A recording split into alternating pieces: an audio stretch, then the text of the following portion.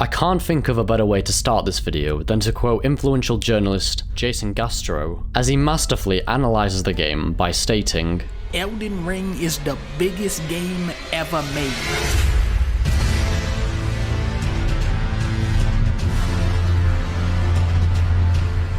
The success of From Software's magnum opus, the long-awaited Elden Ring, cemented itself as the game to play in 2022. Releasing on February 25th with nearly 1 million viewers tuning in on the first day on the beloved website Twitch, Elden Ring overshadowed other underwhelming AAA releases with its influential game design. Riding on the trend established by The Witcher 3 and Breath of the 12 FPS, Elden Ring continues the Souls-like game mechanics of pain, death, pressure, hell, pain, sadness, lots of pain, all now contained within an open-world environment. Written by Hyde from Texas Miyazaki and George's Farting, the game features some of the most engaging RPG mechanics, interlinked with a thought-provoking narrative that is scattered across your limitless exploration of the lands between. Yourself, the Tarnished, are tasked with acquiring some bitches and reconstructing the Elden Ring, collecting the shattered pieces from literal gods and deities.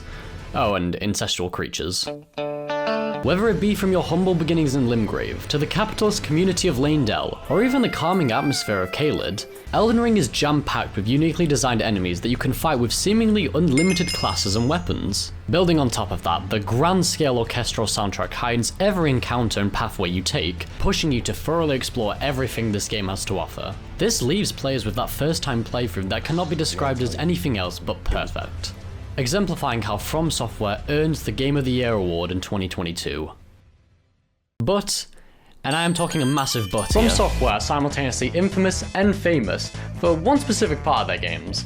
And even if you only know 1% about their games, you know exactly what I'm talking about. Today, we're analysing the most crucial part of Elden Ring, the art of video game boss fights. Pillagers, emboldened by the flame of ambition. Wow. I mean, if you're a reactor like me... Wait, actually, one sec.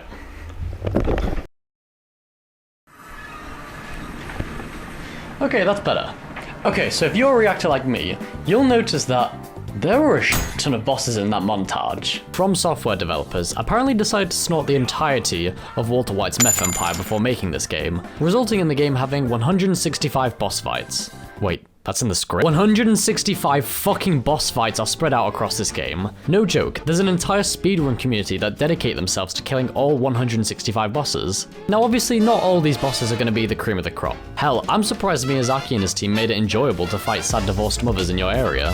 Elden Ring's main boss fights are without a doubt the most cinematic and atmospherically rich boss fights within the video game industry. Today I'm going to be examining my 3 favourite boss fights in Elden Ring, and analysing how they truly live up to the game's title of a true masterpiece. All of the lore information I have about these characters are credited to the research and hard work of Vati Vidya. His channel has some truly amazing videos dedicated to informing viewers on the Elden Ring's hard to follow lore, so I implore you watch him whenever you get the chance. And now, well, spoiler warning of course, all my opinions expressed are purely objective, and if you try to argue with me, oh f yourself. But without further ado, let's... What is that rumbling?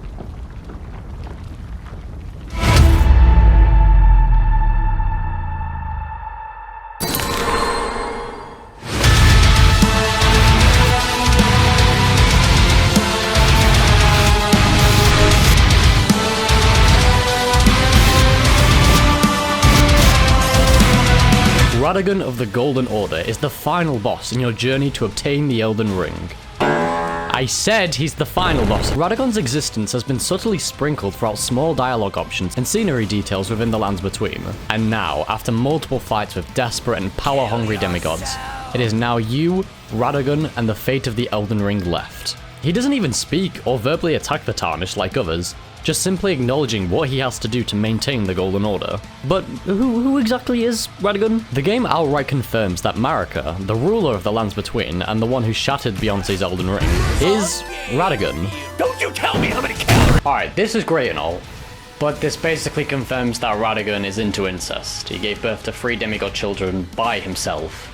You can really tell the person who wrote Game of Thrones co-wrote this. Our whole universe was in a... All you really need to know is that this being is made up of 2 personas birthed from DID. Marika the Ruler, who seemingly betrayed the Golden Order for some reason I don't really know, and Radagon, a warrior bent on fixing and restoring the Elden Ring's power. Okay, let's talk atmosphere.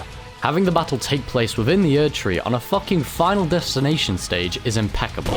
It really creates the feeling that you're fighting outside of existence in a reality you cannot even comprehend. This simultaneously contrasts with the level of detail gifted to other demigod boss areas, portraying an ominous void that places full attention on the clash between two powerful beings. The motif of the title screen music being Radagon's battle theme fills me with excitement, as if seemingly from the opening of this game, this final battle has been foreshadowed, creating immense cinematic sense that the player feels throughout the entire fight. Now you might have noticed this hammer, and would you be surprised to know that with that hammer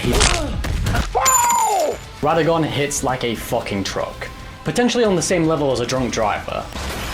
And that yellow VR glow isn't just there for aesthetic. Holy damage is the name of the game with Radagon. When he's not simply trying to smash your head in like a nail, my brother in Christ will start utilizing holy damage in every single way possible. Is he in the sky? Well then it's a holy attack. Is he smashing his controller over a difficult game? Then it's a holy attack. Is he spreading out an attack that does damage? Wait, that barely did any damage. Hey guys, this guy's sick. Oh, what's cool about this attack is that on the final smash, it will showcase the pattern of the Golden Order, something he's a really big fan of if his attire didn't already give that away. What isn't cool is how he starts teleporting around like a fucking Dragon Ball Z character. This ability constantly has the player on the back foot, as Radagon can just exit a situation too stressful for himself, whilst having the added feature of staggering you. And that leads me to another thing. Now, unless you are a talented gamer who has a world record for having worked on the most video games in your lifetime, my mother's very proud. Radagon, just like the other two bosses I'll be talking about, severely punishes you for poor positioning. And I'm not talking about Godric giving you a slap on the wrist. I'm talking... Elden Ring has been criticized for its late game difficulty and how most bosses have one-shot capabilities. This is an evil game made by an evil man. But I believe, from a narrative perspective, this makes the fights ever so more enriching. I mean, this guy's been hammering this ring like he's a fucking tycoon game. It only makes sense they'd be able to one-shot you. All jokes aside, Radagon serves as a fantastic final boss. Well, semi-final boss. So whether you disagree with their political beliefs or have a close relationship with your sister, Radagon will showcase his devotion to the Erdtree and deliver true order.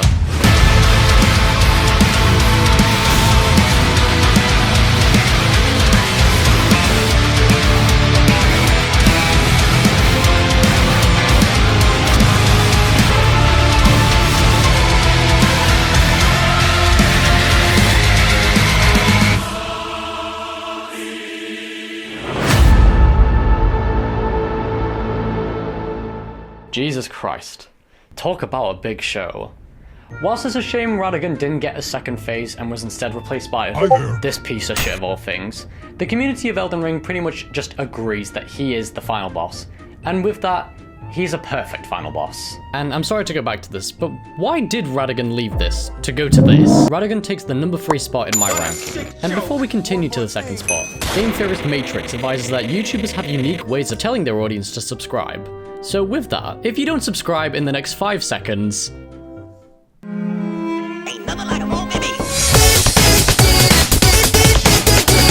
So what if you asked your mother for Erdtree, but she said we have Erdtree at home? Yeah, that's right, for today's journey, we're going to North Carolina.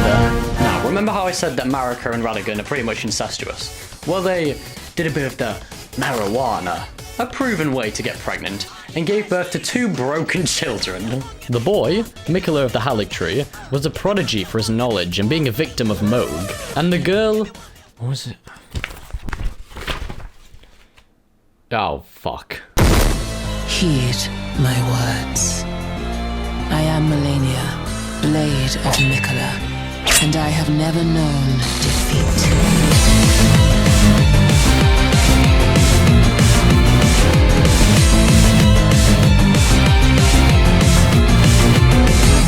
Melania is definitively the hardest boss in all of Elden Ring, period. Hell, this phrase has haunted Souls players in the most scary and unsuspecting times of their life. From repeatedly standing up at that site of grace to falling on the floor covered in flowers, that single phrase will be crammed into your skull until the day you die. Melania, the Blade of Mikola, earns a title of the biggest asshole in Elden Ring through 2 factors, and we'll cover the most obvious first. Being born as a result of incest, Mikola and Melania are considered to be afflicted demigods. Mikola was afflicted with eternal youth, A Discord moderator's dream. Whilst Malenia was cursed with Scarlet Rot, this Scarlet Rot in question is described as the divine essence of an outer god. Basically, imagine stage 7 cancer. Because of this, Malenia's body is decayed to a state of requiring prosthetics. Now, you'd assume that she'd be slow in the boss fight as a result, but no! No, I can tell you from first-hand experience, she is very fast. Malenia's fight style heavily insists on charging directly at you with no breath in between. Despite the fact that she can be staggered easily with perfect dodging, she will be in your face in an instant. Oh my god! And the moment we've all been waiting for, the waterfall spinjitzu dance. It doesn't matter who you are, it doesn't matter where you are, she will find you and she will trunks you. But don't worry my friend, there are ways to combat this speed. The popular method rhymes with livers of wood and cry of fear. But all jokes aside, Malenia's fighting style requires you to fully focus on her movement, because it is apparently random whether she decides to charge at you or hold her attacks for Elden Ring 2. Game of the year, by the way. Game of the fuck. Now you may have noticed that her health increased, and no, I didn't make that in Premiere. Malenia's second and infamous mechanic is that, similar to my landlord, she sucks you dry of your health whenever she makes contact. This mechanic might sound all well and fine, but when matched with her incomprehensible speeds, you're in for a bad time. But, just like my landlord, we can kill Malenia by using any means such as, I don't know, wizardly magic. And with that, that is a job well done. Oh my fucking god, she has a second phase!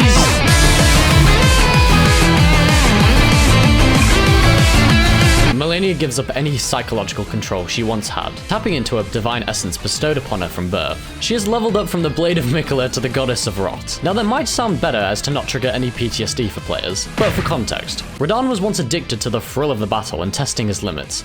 But thanks to Malenia, he's now addicted to cannibalism. I mean, it's like they say, isn't it? You are what you eat. Sun Tzu. So what does Malenia's transformation entail for the Tarnished? Well, remember how I said Radagon incorporated holy magic into every single one of his attacks? Well, that's right. Malenia will try and infect you with rot any given chance possible. Building up over time, if this bar is fully complete, you will start deteriorating with no cure possible. And you want to know how this boss fight is made even more fun? Remember how I said she'll inflict you at any given chance? Yeah, that includes this waterfall dance. And she has a new move! This one, and just this one move. Bullshit. I can understand the waterfall dance. I can. Like, you just run away. This, I don't know how to beat this. I know I'm making this sound all terrible, but I promise you when I say this, I love this boss fight. Whilst it does feel like FromSoft decided that they hate their community, I wanted them to witness true horror in this fight. I don't think any other boss fight conditions the player to learn from their mistakes and portray perfection on their final attempt as much as Malenia does. This is not a boss rush fight. This is a 10-minute fight that requires full concentration from the player, resulting in a catharsis that is unmatched by any other fight. While she is not a required battle, Malenia will push her own limits regardless of the damage she suffers, to truly showcase how she lives up to the threatening title of the Blade of Miquella. You will witness true horror. Now, what?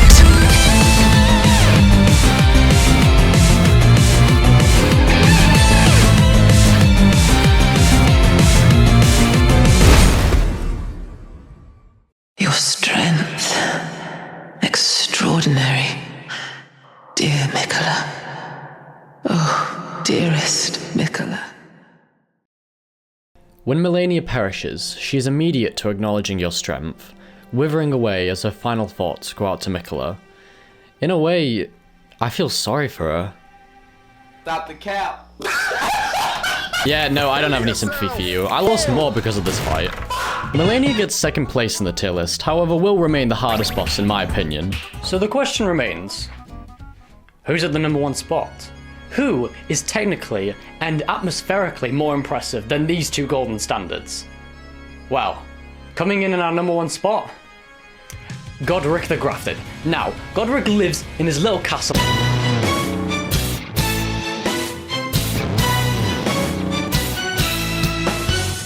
In your first time going to the top of Lanedale, and before your encounter with Morgott, the Omen King, you are suddenly challenged by a golden shadow with a name unfamiliar to us, Godfrey, the first Elden Lord. But that's odd. The Tarnished is only aware of Marika, the ruler of the Lands Between, from the opening cutscene, so why are we being showcased a piss yellow stand at this point of the game? Well, I actually don't know, but in my opinion, this guy is so fucking built different that his mere presence has an after image or something like that. Known formerly as Hoarah Loux, the strongest warrior in the Lands Between, was a mere human married to Marika who received the name Godfrey after being given grace. After giving birth to a golden boy, a predator, and Margit the Fallen Over, he was seemingly banished from the lands between and lost all of his grace. However, as we return to the Erdtree that now burns with the flame of the fire giants, we are faced with a father mourning his child. It's been a long while, Morgoth. Long and hard didst thou fight.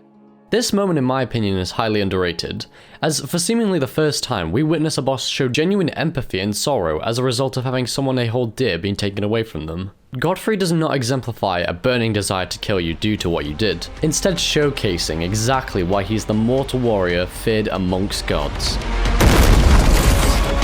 Upon my name as Godfrey, the first Elden Lord.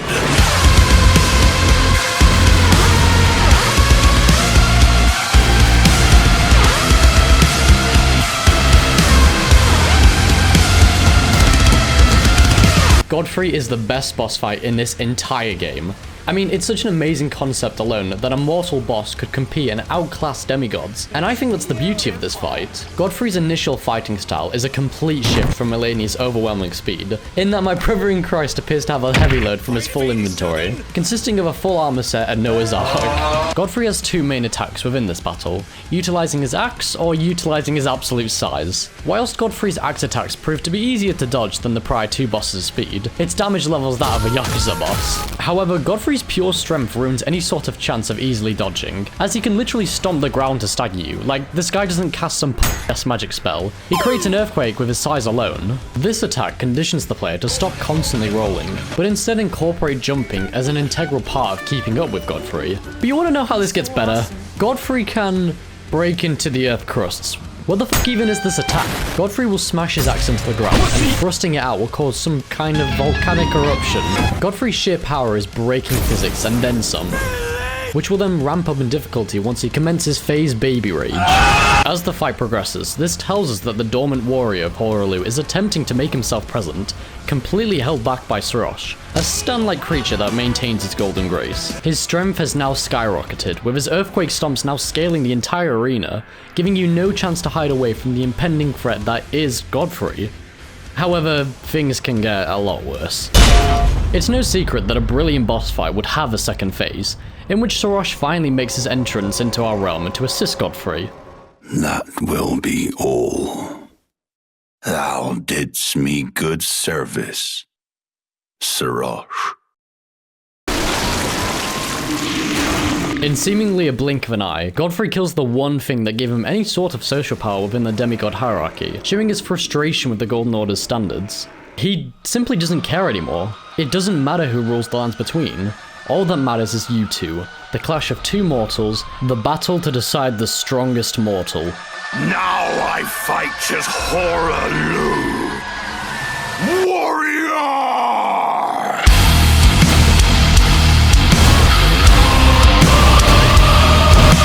Okay, I know the Yakuza joke kind of worked earlier, but he's become a fucking combat warrior. Hoaraloo's bare fists are striking more power than literal celestial weapons. How terrifying and awesome is that? His combat style completely changes on top of that. This fight changes from fighting a drug-enhanced bull to an average Baki character. Hoaraloo will launch at you with multiple combos and punches, forcing you to now play on the back foot and pivot around his overwhelming power. He still retains that earthquake power from before, multiplied now by a wrestling moves. Are you kidding me? He's literally suplexing and RKOing me in the same amount of time it takes me to reach for my healing flask. Hoaraloo's power keeps on multiplying at the same consistency as Dragon Ball throwing out the 50th Saiyan transformation. If Melania's fighting style is constantly applying pressure, Hoaraloo is a constant danger that will last a lifetime.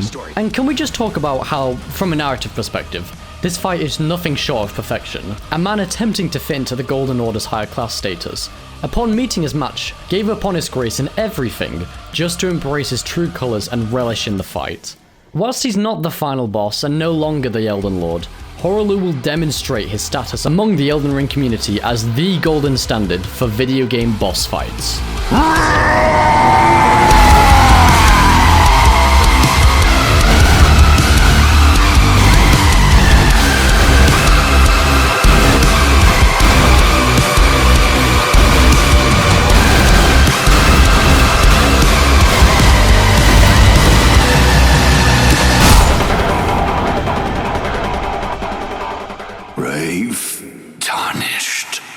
Thy strength befits a crown.